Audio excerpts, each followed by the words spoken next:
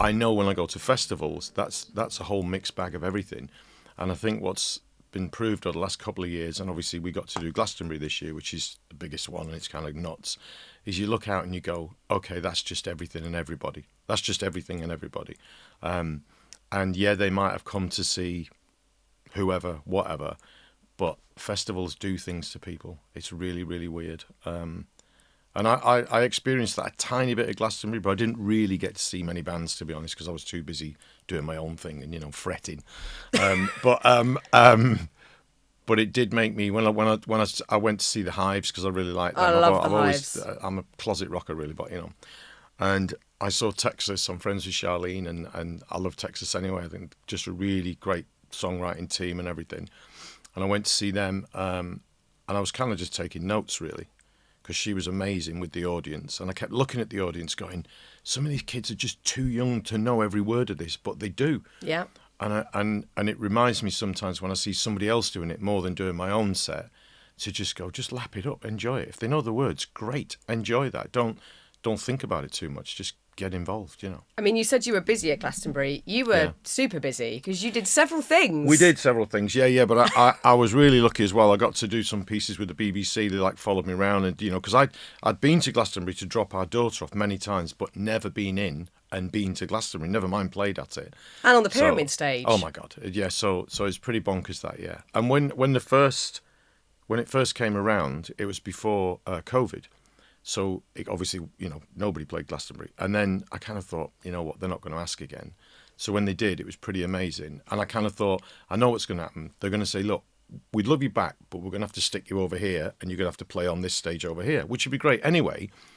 But no, they said, no, we still want you back, and we still want you on Pyramid. I'm like, yep, okay. Yes, so, yeah, and you were wearing a amazing. sick suit. It was an amazing set. And you played with Blossoms. We did, which is just a whole mad universe in itself. I don't know whether you've met those guys or They're know them. lovely. Yeah, really nice guys. I've been on their podcast as well, actually. Oh, right, They're okay. really good chaps. Well, that's how we cemented our kind of friendship, I guess. Because right. we got talking about bands from Manchester and influences from Manchester and that whole thing, because obviously they're from Stockport. Yeah.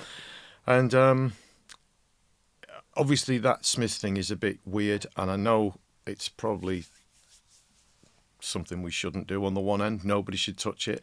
But I also think we're not doing it from any sense other than that we just love those tunes. And we got into a conversation about it. And I said, well, I've had a few alternate headspace universes in my life where I've sort of thought, I'd really love to just do that. And it's not a career move. I just want to do it. And one of them has always been to sing Smith songs. I was a bit of a Smiths freak when I was a kid, and one of my older brothers was, and he kind of introduced me to them, and we just kind of shared records over that whole period and everything. And I told the guys this, and then they got back in touch and said, well, we'll be the band, And anyway, because they're Blossoms and what have you, and we've got some lovely people around us, we get to do it on proper stages rather than doing it in the pub.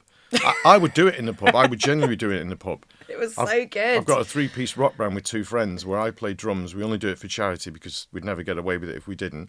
I play drums and sing, and we just play from the punk era, from when the 3 of us were kids learning. We'd met each other later in life, if we didn't know each other as kids.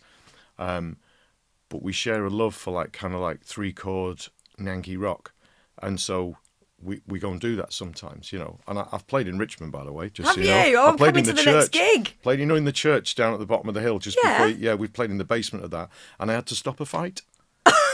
Middle-aged mums and dads in Richmond, and I had to stop a fight. Yeah, it was in the middle of. I think it was in the middle of something like Teenage Kicks or a Sex Pistols song that we were doing. And my mum was there as well, by the way. My mum's passed now, but my mum was there because she was down for this long weekend. And I said, look, Mum, we're doing this gig. No, I'd love to come. I said, Mum, you don't want to come to this, believe me. But she came.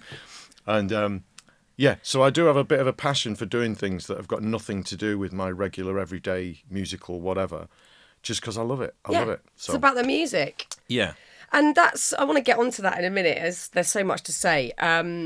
But first of all, I want to go back to this Blossoms moment because, like you say, it's formed for your love of the Smiths and your love of just playing music. At the end of the day, it's about the music and appreciating a brilliant band like Blossoms.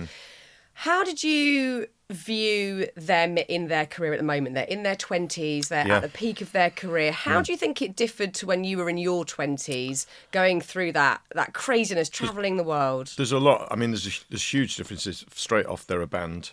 they're a live band. I know they they obviously record records, but they play a lot live. And when I had my break, it wasn't about playing live. It was about sending me around the world to go on TV, because TV then was all that mattered. Yeah. MTV obviously was massive. It was about television. We didn't have the internet, which, if you think about that for a second, is mind blowing. But we didn't. Oh, it was so lovely. Well, it was so nice. yeah, maybe, yeah. But in terms of how people found music and listened to music, MTV was a huge thing. You know, I mean, it was super cool and super, everything.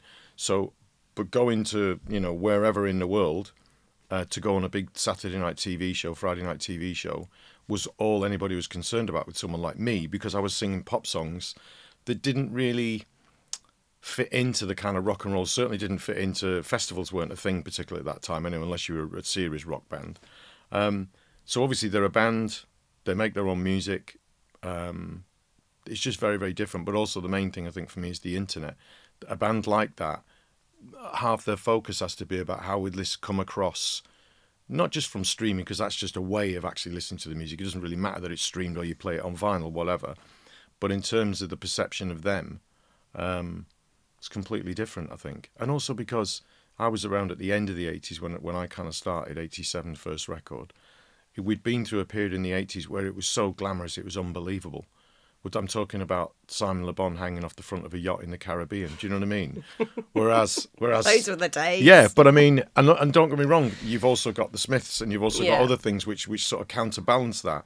But I think the 80s definitely, from a video perspective, changed the way people perceived music and what they thought about it. I think it did anyway. And if you go back to, like, I know, the Beatles and old bands from that legendary, the Stones, the whatever, they had films and footage of them performing, but they didn't really per se make videos for every track. Do you know what I mean? It wasn't the 60s just weren't the same, the 70s weren't the same. It was when the 80s came in that really kind of conquered it. And so I think for me it was more about the look of it.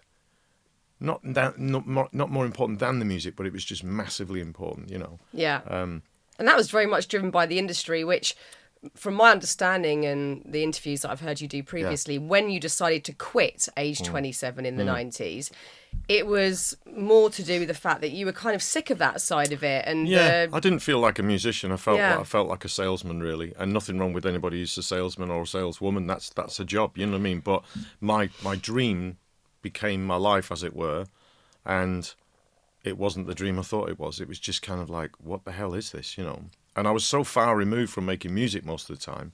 I mean, obviously, Stock Aitken Waterman wrote Never Gonna Give You Up Together Forever, and they're the biggest songs I've got. I did write some of the songs on the second album. I actually had a couple of singles, and that came about under weird circumstances, really. But the truth of it was, I was fitting into something pretty much all the time, and even songs that I wrote around that time, I was trying to please Pete Waterman, really. I was trying to think, well, how do I move my elbows enough to get on this record without me just singing on it?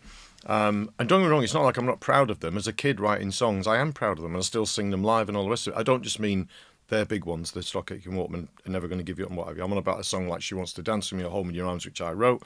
But I did write them within the confines of, like, being a 22-year-old or whatever I was, who just had this really big hit record, Never Gonna Give You Up. And it's like, well, I'm not going to go and write death metal. I'm not going to go and write something that's really kind of guitar-led and this, that, and the other, even though I'd been in bands who basically we weren't death metal, but we were very much more a guitar band, It was weird, actually. I was kind of almost chasing my tail all the time, like trying to find out, how do I fit into it? And yet everyone thought I was the person at the front of it. And I was.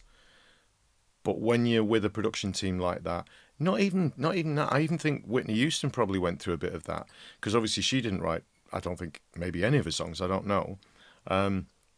Worked with some amazing people and great people, and got some bangers. There's no doubt about that. And it's got a voice from heaven, just absolutely incredible. But how much she was not in control, because I think it's not a very kind word to say control, because it feels like people were controlling me. They weren't. They were just laying down the path for me. Do you know what I mean? I just walked down it, and I think I don't really do that anymore. I kind of like I'm sort of putting the bricks in the road for myself to walk down, which I really love.